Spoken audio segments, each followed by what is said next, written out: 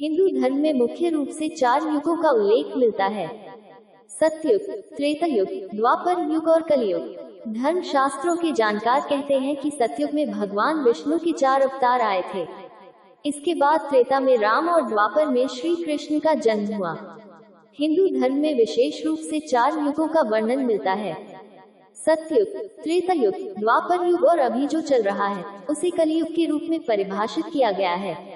ऐसी मान्यता है कि कलयुग समाप्त होने के बाद सब कुछ नष्ट हो जाएगा और फिर से एक नए जीवन की पृष्ठभूमि तैयार होगी। कलयुग का अंत होने पर भगवान विष्णु का कल्कि अवतार देवदत्त घोड़े पर आएगा और पापियों का नाश करके सनातन धर्म की पुनः स्थापना करेगा। हिंदू धर्म के अनुसार त्रेता युग में भगवान विष्णु ने राम का अवतार लिया था, जबकि द्वापर युग में श्री हरि कृष्ण के रूप में अवतरित हुए थे। अब विष्णु जी का कल्कि अवतार आने वाला है। इन तीनों ही युगों के बारे में आपने बहुत किस्से कहानियां सुनी होंगी, लेकिन क्या आप जानते हैं कि इन तीनों युगों से पहले आया सतयुग कैसा था? क्यों सतयुग को अब तक का सबसे अच्छा युग माना जाता है? आइए आज आपको इसी के बारे में विस्तार से बताते हैं। सतयुग का इतिहास कोई 17 लाख साल पुराना बताया जाता है। इसे कृत युग भी कहा जाता है। ऐसी मान्यताएं हैं कि सतयुग में पाप बहुत निचले स्तर पर था या यूं कहें कि न के बराबर था। इसे सच्चाई, तपस्या, अनुष्ठान और दान का युग कहा जाता है। सतयुग का प्रारंभ अक्षय तृतीया पर्व से हुआ था। इस युग के लोगों की आयु बहुत लंबी होती थी और उनका कद बहुत लंबा होता था। वे ज्ञान व तपस्या से परिपूर्ण थे। सतयुग की मुद्रा रत्न में थी और इसमें स्वर्ण के पात्र का प्रयोग होता था। ऐसा कहा जाता है कि सतयुग में भगवान विष्णु ने कुल 4 अवतार लिए थे।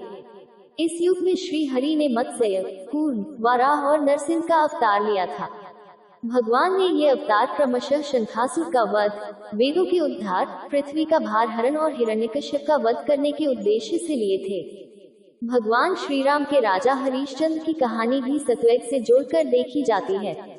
सतयुग का समापन होने के बाद त्रेता युग और फिर द्वापर युग आया। 17,28,000 वर्ष के सतयुग में मनुष्य की लंबाई 32 फीट और उम्र 1 लाख वर्ष की बताई गई है। इसका तीरथ पुष्कर और अवतार मत्स्य, हयग्रीव, कूर्म, वाराह, नरसिंह हैं। इस युग में पाप 0%, जबकि 20 विश्व अर्थात 100% पुण्य कर्म करता है मनुष्य। इस युग की मुद्रा रत्न और पात्र स्वर्ण है। सत्य युग को सत्य के युग के रूप में जाना जाता है, जब मानवता देवताओं द्वारा शासित होती है और प्रत्येक अभिव्यक्ति या कार्य शुद्धतम आदर्श के करीब होता है और मानवता आंतरिक अच्छाई को सर्वोच्च शासन करने की अनुमति देगी। इसे कभी कभी स्वर्ण युग भी कहा जाता है।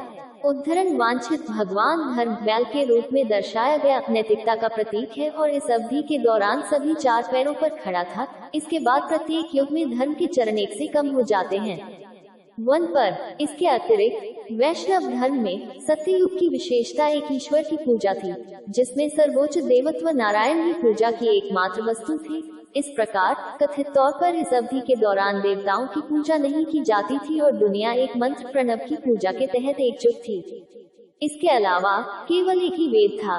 कलयुग की शुरुआत से कुछ समय पहले अथर्ववेद को बाद में 4 भागों में विभाजित किया गया था।